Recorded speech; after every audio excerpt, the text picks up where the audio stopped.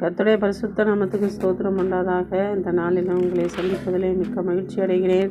இந்த நாட்களையும் ஒரு குடும்பத்தை குறித்ததான ஒரு சிறு ஆலோசனை ஆதியாகம புஸ்தகத்திலிருந்து நாம் பார்ப்போம். அந்த ஆலோசனையினுடைய தலைப்பு, அந்த செய்தியினுடைய தலைப்பு, தேவன் விரும்பும் குடும்பம். தேவன் விரும்பும் குடும்பமாக நாம் இருக்க வேண்டும் என்று கர்த்தர் விரும்புகிறார். அதை எப்படி நாம் தேவன் விரும்பும் குடும்பமாக இருக்கலாம் என்று சொல்லி ஒரு 7 வார்த்தையில் ஒரு முன்னுரையாக, பெரிய விளக்கமாக இல்லை, ஒரு சிறிய முன்னுரையாக உங்களிடத்தில் பதிவிட விரும்புகிறேன். முதலாவதாக, தேவனால் உருவாக்கப்பட்டவர்கள் நாம். முதலாவது நாம் தெரிந்து கொள்ள வேண்டியது, நாம் எங்கிருந்தோ வரவில்லை, குரங்கிலிருந்தோ மற்ற பரிமாண வளர்ச்சிங்கிறதான அந்த சூழ்நிலையில் இருந்தோ, இல்லை என்றால் வேறு ஏதோ ஒரு தண்ணி மேலே மிதந்தோ, அப்படியெல்லாம் கிடையாது. அநேக கதைகள் இருக்கிறது இன்றைக்கு உலகத்தில். ஒரு சுரக்காய்க்குள்ளே இருந்து மனிதன் வந்தா என்றும் பல விதத்தில் பலர் பல கோணத்தில் பேசுகிறாங்க. ஆனால் நமக்கு ஆதாரபூர்வமாய் சத்திய வசனம், தேவனால் உருவாக்கப்பட்டவன் தான் மனிதன். கடைசியாக தேவன் உருவாக்கினார். எல்லாவற்றையும் படைத்து கர்த்தர் எனக்காக யாவையும் செய்து முடிப்பார்ன்ற வசனத்தின்படி கர்த்தர் முதலாவதே நமக்கு எல்லாவற்றையும் செய்து வைத்து விட்டு தான் என்ன செய்கிறார், அதை ஆண்டு கொள்ளவும் பண்படுத்தவும் அதை பக்குவப்படுத்த மனுஷர்கள் ஒருவனும் இல்லை என்று அறிந்து ஆண்டவர் முதலாவதே படைக்கும் பொழுதே அவர் மனுஷனை ஆணும் பெண்ணுமாகவே படைச்சிடுறாரு. ஆதியாகமம் 1வது அதிகாரத்தில் 27வது வசனம், தேவன் தம்முடைய சாயலாக மனுஷனை சிருஷ்டித்தார், அவனை தேவ சாயலாகவே சிருஷ்டித்தார், ஆணும் பெண்ணுமாக அவர்களை சிருஷ்டித்தார் என்று சொல்லி வசனம் சொல்லுகிறது. தேவன் தன்னுடைய சாயலாகவே மனிதனை படைச்சிருக்காரு. அந்த ஆதாமை படைக்கும் பொழுதே அங்கேயே அந்த மனுஷியும் அந்த நேரத்தில் படைக்கப்பட்டு தான் ஆண்டவர் அனுப்புகிறார். அது ஏற்ற வேலை வரையில் தான் என்ன செய்கிறாரு, அந்த முதலாவது ஆதாமை கொண்டு வந்து 2வது அதிகாரம் 7வது வசனத்தில், தேவனாகி கர்த்தர் மனுஷனை பூமியின் மண்ணினாலே உருவாக்கி ஜீவ சுவாசத்தை அவன் ஆசியிலே ஊதினார், மனுஷன் ஜீவாத்மாவானான் என்று சொல்லி வசனம் சொல்லுகிறது. ஆண்டவர் முதல்ல அந்த பூமியை ஆளும்படியாக அதை பண்படுத்தவும் பக்குவப்படுத்தவும் ஒரு மனிதன் தேவைப்படுறான். இதிலெல்லாம் நடமாடி இந்த காரியங்களெல்லாம் பார்க்க ஒரு மனுஷன் தேவைப்படுகிறார் என்று சொல்லி, தன்மை போல ஒரு அறிவுள்ள ஒரு மனுஷன் தேவை என்று சொல்லி தம்முடைய சாயலாகவே அதை என்ன செய்கிறார், சிருஷ்டித்து ஆதாமை படைத்து வைக்கிறார். அதன் பின்பு தான் என்ன செய்கிறார், அவன் தனிமையாக இருப்பது நல்லது இல்லை என்று சொல்லி அதே அதிகாரம் 18 பின்பு தேவனாகிய கர்த்தர் மனுஷன் தனிமையாக இருப்பது நல்லதல்ல, அவனுக்கு ஏற்ற துணையை உண்டாக்குவேன் என்று சொல்லி ஆண்டவர் என்ன செய்கிறார், அவனுக்கு ஏற்ற துணையாகிய ஏவாளையும் அவருடைய கருத்தினால தான் செய்கிறாரு. ஆதாமுக்கு அயர்ந்த நித்திரையை வரப்பண்ணி, அந்த 2:21 தானே படிக்கிறோம், அயர்ந்த நித்திரையை வரப்பண்ணினார், அவன் நித்திரை அடைந்தான், அவன் விலா எலும்புகளில் ஒன்றை எடுத்து அதை சதையினால் அடைத்தார். தேவனால் நம்ம ஆணும் பெண்ணும், அதாவது ஒரு குடும்பத்தில் ஒரு புருஷனும் மனைவியும் ஆண்டுடைய கருத்தினால உருவாக்கப்பட்டவங்க தான் நம்ம. அப்படிங்கிறது முதலாவது அறிவு வேண்டும். நாம் தேவனுடைய கரத்தின் கிரியைகள், அவருடைய ஜீவ சுவாசம் தான் நமக்குள்ளே ஓடிக்கிட்டு இருக்கு. ஒரு ஆணுடைய சரீரத்திலிருந்து தான் ஒரு பெண் உருவாக்கப்பட்டால், அப்போ அவனுடைய விலா எலும்பை எடுத்து ஆண்டவர் உருவாக்குகிறாரு. அப்போனா நாம் என்ன செய்ய வேண்டும், நம்முடைய குடும்ப தலைவருக்கு நாம் ஒரு துணையாக நிற்க வேண்டும் என்பதை அவர் விரும்புகிறார். அவர் பக்கத்திலே இருக்க வேண்டும், அவர்களுக்காக நல்ல ஆலோசனைகள் சொல்ல வேண்டும், அவர்களுக்காக ஜெபிக்க வேண்டும். அதாவது அவருக்கு துணைக்காக தான் நம்ம என்ன செய்கிறார், ஆண்டவர் நம்மளை பெண்ணாகிய நம்மை கொடுத்திருக்கிறார் என்பது இந்த வேத வசனத்தின் மூலம் முதலாவது பாயிண்ட்டு நான் உங்களுக்கு சொல்லியிருக்கிறேன். தேவனால் உருவாக்கப்பட்டவன், அதாவது நம்ம வேறு யாராலும் உருவாக்கப்படவில்லை, கர்த்தரால் நாம் உருவாக்கப்பட்டிருக்கோம். அவருடைய கரத்தின் கிரியைகள், அவரை போல சாயலிலே படைக்கப்பட்டு அவருடைய கரத்தினால ஆண்டவர் ஒரு ஆதாமை உருவாக்கி அதன் பின்பு அவனுடைய விலா எலும்பிலிருந்து ஒரு பெண்ணாகிய நம்மை கர்த்தர் படைத்திருக்கிறார் என்று சொல்லி இந்த வசனத்தின் மூலம் நாம் அறிகிறோம். அதுக்கடுத்து தொடர்ந்து பார்க்கும் பொழுது, 2வதாக அவர்கள் எப்படிப்பட்டவர்கள் என்றால், 2வதாக அவர்கள் தேவனோடு உறவாடினவர்கள். 2வது தலைப்பு, இவங்க படைத்தது தகப்பன், யாருன்னு கேட்டால் தேவன். தேவன் மூவருமாக சேர்ந்து நம்மளை படைக்கிறாங்க. அடுத்து 2வதாக அவங்க எப்படிப்பட்ட அவங்களுடைய உறவாடுகள் எல்லாமே யாரோடு இருந்தது? தேவனோடு இருந்தது.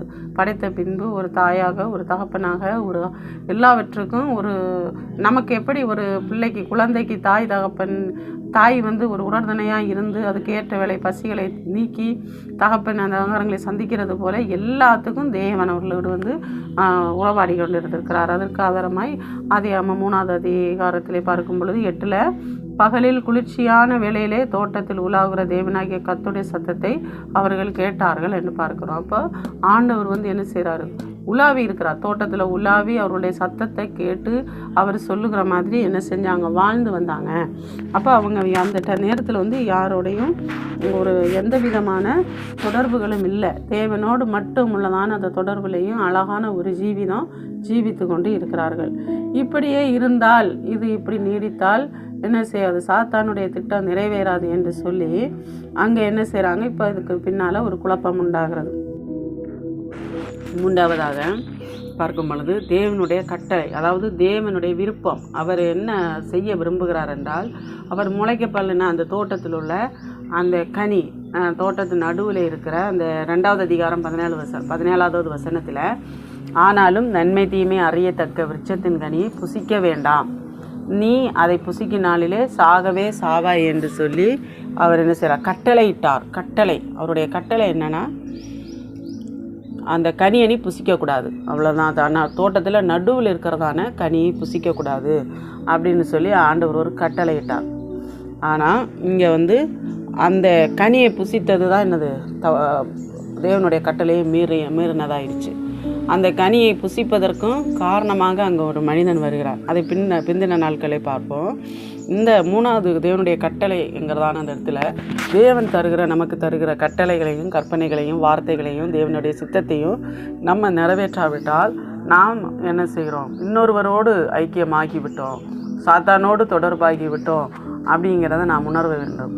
அன்றைக்கு தோட்டத்தில் உள்ளதான அந்த ஒரு கனியை மட்டும் புசிக்காமல் அந்த ஆதாமும் ஏவாளும் இருந்திருக்கலாம் அல்லவா என்று சொல்லி இன்றைக்கி உலகம் முழுவதும் நம்ம தாராளமாக பேசுகிறோம். அவங்க அன்னைக்கு அந்த தப்பு செய்யாட்டா இன்றைக்கி நம்ம நல்லா இருப்போம். இன்றைக்கி நம்மளும் அந்த தப்பு தான் செய்கிறோம். தேவன் விரும்பாத கனிகளை தான் நம்ம என்ன செய்கிறோம்? அதான் ஏவாளை போல் நம்முடைய தோட்டத்திலேயும் தேவன் நம்முடைய வாழ்க்கையில், தோட்டம் என்றால் நம்முடைய சபை, நம்முடைய குடும்பம் எல்லாமே குறிக்கும். அதற்குள்ளாக தேவன் விரும்பாத கனி நடுவில் இருக்குது. தேவன் விரும்பாத கனின கிரியைகள், நம்முடைய வாயின் வார்த்தைகள், இவைகள் எல்லாம் நம்ம என்ன செய்கிறோன்னா, அன்றைக்கு நம்ம ஆதி முற்பிதாக்கள் எப்படி அந்த காரியத்தை செய்து தேவனுடைய சித்தத்துக்கு மீறினார்களோ அதே போல் இந்த நாளிலேயும் நம்ம என்ன செய்கிறோம்? தேவன் விரும்பாத கனிகளை நம்ம புசிக்கிறோம். தேவன் விரும்பாத காரியங்களை, கிரியைகளை நம்ம செய்து தேவனுடைய நாமத்தை நம்ம தூசிக்கிறோம். தேவன் ஆதியாகமம் 2வது அதிகாரத்தில் 16-17 ஆண்டவர் கட்டளையாக சொல்கிறாரு. 16-17 படிக்கும் பொழுது, தேவனாகிய கர்த்தர் மனுஷனை நோக்கி, நீ தோட்டத்தில் உள்ள சகல விருட்சங்களின் கனியையும் புசிக்கலாம், ஆனாலும் நன்மை தீமை அறியத்தக்க விருட்சத்தின் கனியை புசிக்க வேண்டாம், அதை நீ புசிக்கும் நாளில் சாகவே சாவாய் என்று கட்டளையிட்டார். அந்த கனியை புசிக்கும்படியாக தோட்டத்தில் அந்த சாத்தான் கிரியை செய்தது உங்களுக்கு எல்லோரும் தெரிஞ்ச சத்தியம்தான். ஆண்டவர் எதை வேண்டான்னு சொல்கிறாரோ அதைத்தான் நம்ம என்ன செய்வோம்? கட்டாயம் செய்வோம். குடும்பத்தில் அதை தான் செய்வோம். இந்த காரியம் செய்யாதேன்னு சொன்னால் அந்த காரியத்தை தான் சாத்தான் என்ன செய்வான்? செய்ய வைப்பான். யாரோடு பேசாதேன்னா அங்கே தான் நம்ம என்ன செய்வோம்? பேசுவோம். அப்போ புசிக்க வேண்டாம். கனிங்கிறது நம்முடைய கிரியைகள், நம்முடைய வாயின் வார்த்தைகள். நல்ல மரம் கட்ட மரம்ங்கிறத அந்த மரத்தின் கனினால் நம்ம அறிகிறோம். அதாவது ஒரு மரம், மாங்காய் மரமாக இருந்தாலும் எந்த ஒரு மரமாக இருந்தாலும் நல்ல கனியை கொடுத்தா நல்ல சாப்பிடக்கூடிய பழங்கள் என்றால் அது மாமரம், கொய்யா பழம் அப்படின்னு சொல்லலாம். அதே அத்தி, பலவிதமான பழங்கள், விஷத்துக்குரியதான எட்டி எருக்கென்றெல்லாம் காய்கள் இருக்கிறது, பழங்கள் இருக்கிறது. அப்போ அந்த மரத்தை வச்சு இது எருக்கஞ்செடி, இது பழம், காய் சாப்பிடக்கூடாது, தொடக்கூடாதுன்னு சொல்கிறோம். அதுபோல் ஒவ்வொருத்தருடைய அந்த சுபாவங்களை வைத்து தான் இவன் நல்லவன் கெட்டவன் அப்படின்னு நம்ம முடிவு பண்ணுறோம். ஆகவே நம்மளுடைய கனி நல்ல கனிகளாக இருக்க வேண்டாம். தேவன் விரும்புவாரா? எல்லாவற்றுக்கும் மேலாக தேவனுடைய சித்தத்துக்கு அது விருப்பம் உண்டா என்று சொல்லி நாம் தீர்த்து ஆராய வேண்டும். அது எப்படி நான் ஆராய்கிறது, எப்படி அறிகிறது, தேவன் விரும்புகிற கனி எப்படி இருக்கும் அப்படின்னு சொல்லி நாம் தொடர்ந்து பார்க்கலாம். 4வதாக தேவன் விரும்பாத கனிகள். தேவன் விரும்பாத கனிகள் தான் தேவனுக்கு சித்தமில்லாத கிரியைகள் நிறைய இருக்குது. தேவன் ஒரு தோட்டத்தை குறித்து நிறைய காரியங்கள் ஆண்டு சொல்லியிருக்காரு. அதெல்லாம் சொன்னால் நேரம் போதாது. சுருக்கமாக உங்களுக்கு புரிகிற நிலைமையில் கலாத்தியர் 5வது அதிகாரத்தில் நாம் பார்க்கும் பொழுது, மாம்சத்தின் கிரியரங்கள் வெளியரங்கமாக இருக்கின்றன, அவை யாவன அப்படின்னு சொல்லி ஒரு லிஸ்ட்டு, ஒரு 17 பேர்கள் ஆண்டவர் அங்கே கொடுத்துருக்காங்க. ஒன்று விபச்சாரம், வேசித்தனம், அசுத்தம், காம விகாரம், விக்கிரகாராதனை, பில்லி சூனியம், பகைகள், விரோதங்கள், வைராக்கியங்கள், கோபங்கள், சண்டைகள், பிரிவினைகள், மார்க்க பேதங்கள், பொறாமைகள், கொலைகள், வெறிகள், களியாட்டுகள் முதலானவைகளே. இப்படிப்பட்டவைகளை செய்கிறவர்கள் தேவனுடைய ராஜ்யத்தை சுதந்திரிப்பதில்லை என்று முன்னே நான் சொன்னது போல இப்பொழுதும் உங்களுக்கு சொல்லுகிறேன் என்று சொல்லி அங்கே கலாத்தியர் எழுதின நிருபத்திலே நாம் வாசிக்கிறோம். பிரியமானவர்களே, இத்தனை காரியங்களும் தேவனுக்கு விரோதமான புசிக்கக்கூடாத கனிகள். நாம் இன்றைக்கு செய்யக்கூடாத கிரியைகள். புசிக்கக்கூடாதுன்னா சாப்பிட்றது மட்டுமல்ல, புசித்தல் என்றால் என்ன? நம்ம அனுபவிக்கிற ஒவ்வொன்றும், நம்ம பேசுகிற வார்த்தைகள், நம்ம நடக்கிற நடைமுறைகள், இவைகள் தான் புசிக்கிறது. ஆகாரம் புசிக்கிறது மாதிரி நம்ம என்ன செய்கிறோம்? விபச்சாரம், வேசித்தனங்கள், காம விகாரங்கள், இப்போ கோபங்கள், வைராக்கியங்கள், விரோதங்கள், சண்டை, பிரிவினை, இதெல்லாம் நம்ம வாழ்க்கையில் நடைமுறையில் வந்து கொண்டு இருக்கிறது. இது தேவன் விரும்பாத கனிகள். இந்த கனிகளில் ஒன்று கூட நம்மள்கிட்ட இருக்காத அளவுக்கு, ஒரு வேளை இந்த நாளையும் இந்த நேரத்தில் கூட நம்மள்கிட்ட இருந்தால் கூட என்ன செய்யணும்? அவைகளை விட்டு களியாட்டு கூட இருக்கக்கூடாது. களியாட்டுனா நம்ம ஜோக் அடிக்கிறது, பலரோட சேர்ந்து விளையாடுறது, ஃபோனில் ரொம்ப நேரம் நம்ம சேட் பண்ணிக்கிட்டு இருக்கிறதெல்லாம் ஒரு களியாட்டு தான். அது பிந்தின நாட்களில் நமக்கு மரணமாக முடியும். இல்லைன்னா ஒரு கண்ணியாக என்ன செய்யும்? அது முடியும். கட்டாயம் அதில் ஒரு பெரிய விபரீதம் இருக்கும். நன்மைகள் எதுவுமே கிடையாது.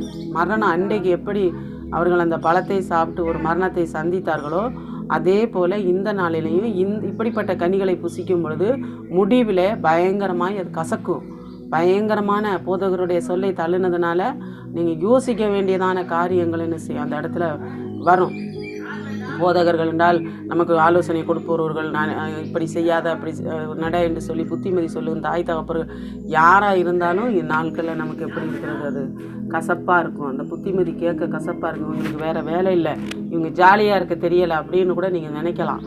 ஆனால் நம்ம இந்த இப்படி சொல்லப்பட்ட இத்தனை காரியங்கள், இந்த 17 விதமான காரியத்தில் நம்ம எந்த காரியத்தில் ஒன்றில் கூட நாம் தொடர்பாக இருந்தோமானால் நம்மளுடைய முடிவும் பரிதாபம்தான். நம்மளும் நம்முடைய ஸ்தானத்தை விட்டு இழக்கப்படுவோம். அதனால் குடும்பத்தில் நாம் தேவனுக்கு பிரியமில்லாத இந்த கனிகள் இருக்குமாயில் நம்மை ஒரு விசை ஆராய்ந்து, இந்த வசனங்களை தொடர்ந்து படித்து தீர்த்து ஆராய்ந்து நம்முடைய பாதைகளை செவ்வை பண்ணுவோம். 5வதாக, தேவன் விரும்பும் கனிகள். அவர் புசிக்க சொன்ன கனிகள், அதாவது அவர் நம்ம வெளிப்படுத்தக்கூடிய அந்த கிரியைகள், அது என்னவென்றால் அதே கலாத்தியர் 5வது அதிகாரம் 22 முதல் 22-23 ஆவின் கனியோ அன்பு, சந்தோஷம், சமாதானம், நீடிய பொறுமை, தயவு, நற்குணம், விசுவாசம், சாந்தம், இச்சையடக்கம். இப்படிப்பட்டவர்களுக்கு விரோதமான பிரமாணம் ஒன்றுமில்லை என்று சொல்லி ஆவியின் கனிகளை, அன்றைக்கு ஆதாம் ஏவாளுக்கு அந்த கனியை புசிக்க வேண்டாம்னு சொன்ன அந்த ஒரு காரியத்தில் அவங்க விழுந்ததுனால பெரிய விபரீதங்களை பார்த்தாங்க. தோட்டத்தை விட்டு விரட்டப்பட்டாங்க. அதுக்கப்புறம் அவனுடைய வாழ்க்கையிலே தேவனுடைய மகிமை காணப்படவில்லை. அதே போல் இந்த நாளிலையும் நம்மவும் உலக பிரகாரமான மேற்சொல்லப்பட்டதான அந்த ஆவியின் கனி இல்லாத மாம்ச கனிகள், உலக பிரகாரமான காரியங்களை நம்ம செய்து எதிர்கொள்ள விழப்பட்டு கிடந்தோமானால் நம்மளும் அநேக காரியங்களை இழப்போம், சந்தோஷத்தை இழப்போம், சமாதானத்தை இழப்போம், ஆண்டவரே நம்ம இழப்போம். ஆகவே நம்ம தோட்டத்துக்கு புறம்பே, சபைக்கு வெளியே, பரலோக ராஜ்யத்துக்கு புறம்பே தள்ளப்படுவோம். அது பாவம். தேவன் விரும்புகிற அந்த கனிகள், இந்த 9 கனிகளையும் நம்ம வாழ்க்கையில் அன்னிதினமும் நடைமுறையில் கொண்டு வந்து இவைகளை நம்முடைய வாழ்க்கையில் பிரயாசப்பட்டு கொண்டு வருவோமானால் நம்மளுடைய வாழ்க்கையும் தேவனோடு சார்ந்து வாழ்க்கையாய், தேவனோடு பேசுகிற வாழ்க்கையாய், தேவனோடு உறவாடுகிற வாழ்க்கையாய், அநேகரை சமாதானத்துக்குள்ளே நடத்துகிற ஒரு கனியாய் நம்மளை மாற்ற முடியும். நம்மை கொண்டு பெரிய காரியங்களை அவர் என்ன செய்ய முடியும். இப்போ நம்ம என்ன செய்யணும்னா, இந்த கனிகளை நம்ம அனுதினமும் புசிக்க வேண்டும். அனுதினமும் நம்ம வாழ்க்கையில் கொண்டு வரணும். அன்புங்கிற கனி பிரதானமான கனி. அடுத்துள்ள ஒவ்வொரு கனிகளும் அன்பு, சந்தோஷம், சமாதானம், நீடிய பொறுமை, தயவு, நற்குணம், இந்த கனிகளை ஆழமாக ஒவ்வொரு கனியாக சிந்தித்தோன்னா நேரம் போதாது. நம்ம சபைகள்லையும் நல்ல பிள்ளைங்கள்லாம் வந்து இந்த செய்தி அநேகர் கொடுத்துருக்காங்க அந்த கனிகளை குறித்து. அதே போல் தனித்தனியாக அந்த கனிகளை போட்டு பேசணுன்னா நேரம் பத்தாது. அவ்வளோ விலையுயர்ந்த கனிகள் இவைகள். அலங்கார உள்ளான வாழ்க்கையை அழகுபடுத்துகிற கனி. நம்முடைய எதிர்கால நீடிய பொறுமையோடு இருக்கிறதுனால அநேக காரியங்களை சுதந்திரிக்கக்கூடிய எல்லா விதமான வாழ்க்கைக்குரிய ஆசீர்வாதம், பரலோக ஆசீர்வாதம் எல்லாமே இந்த கனிக்குள்ளே. இத்தனை கனி நம்ம வாழ்க்கையில் இருந்துச்சுன்னா, இன்றைக்கு கூட இதை கேட்டுக்கொண்டிருக்கிற பிள்ளைங்க இந்த 9 விதமான கனிகளையும் உங்கள் கண்ணு முன்னால் நிறுத்தி இந்த கனிகளை ஒவ்வொரு கனிகளாக மனப்பாடம் பண்ணி நம்ம வாழ்க்கையில் கொண்டு வர பிரயாசப்பட்டுட்டோன்னா, இதுக்கு மேலான விரோதமாகவோ இதுக்கு மேலாக ஒரு சத்தியமோ ஒரு ஞானமோ எதுவும் கிடையாது. இதுதான் பரத்திலிருந்து வர ஞானம். இதை பெற்றுக்கிட்டோன்னு சொன்னால் நம்ம குடும்பம் ஆசீர்வாதமாக இருக்கும், சமாதானமாக இருக்கும், இயேசுவோடு தேவனோட நம்ம வாழ்க்கை இருக்கும். அநேகருக்கு நம்ம ஆசீர்வாதமாக அநேக ஆத்துமாக்கள் ஆதாயம் பண்ணுறவங்களா மாற்ற முடியும். ஆகவே நம்ம என்ன செய்யணும், அன்றைக்கு ஆதாம் ஏவாள் அந்த விளக்கின கனியை புசித்து கெட்டு போனது போல் நாமும் இன்னைக்கு புசிக்கக்கூடாத கனியாகிய மேலே உள்ளதான அந்த மாம்சத்தின் கனிகளை புசிக்காதபடி இந்த ஆவியின் கனிகளை புசிப்போமானால் நம்முடைய குடும்பம் தேவன் விரும்பும் குடும்பமாக இருக்கும். தேவனுடைய சித்தம் செய்கிற குடும்பமாக காணப்படும். நம்முடைய குடும்பத்தில் தேவனுடைய உறைவாடுதலை நாம் உணர முடியும். 7ஆவதாக நாம் பார்க்கும் பொழுது, தோட்டத்தை விட்டு, அதிகாரத்தை விட்டு, ஆளுகையை விட்டு அவன் என்ன செய்கிறான், வெளியேற்றப்படுகிறான். அதே ஆதியாகமம் 3:27 அவன் புசிக்கக்கூடாத அந்த சாப்பிடக்கூடாத கனியை சாப்பிட்டதுனால அவன் அந்த தன்னுடைய மனைவி அதை புசித்து, மனைவி என்ன செய்கிறாள், புருஷனுக்கும் கொடுத்து இருவரும் பாவ கண்கள் திறக்கப்பட்டு தேவ சமூகத்தை விட்டு மீறி அந்த தப்பை செய்ததுனால ஆண்டவர் என்ன செய்கிறாரு, இனிமேல் நீங்கள் இந்த தோட்டத்தையும் இருந்தால் கெடுத்துருவீங்க அப்படின்னு சொல்லி அந்த 3வது அதிகாரம் 23 அவன் எடுக்கப்பட்ட மண்ணை பண்படுத்த தேவனாகிய கர்த்தர் அவனை ஏதேன் தோட்டத்திலிருந்து அனுப்பி விட்டார். அவன் மனுஷனை துரத்தி விட்டு அப்படின்னு இருக்கு பாருங்கள், துரத்தி விடுறாரு.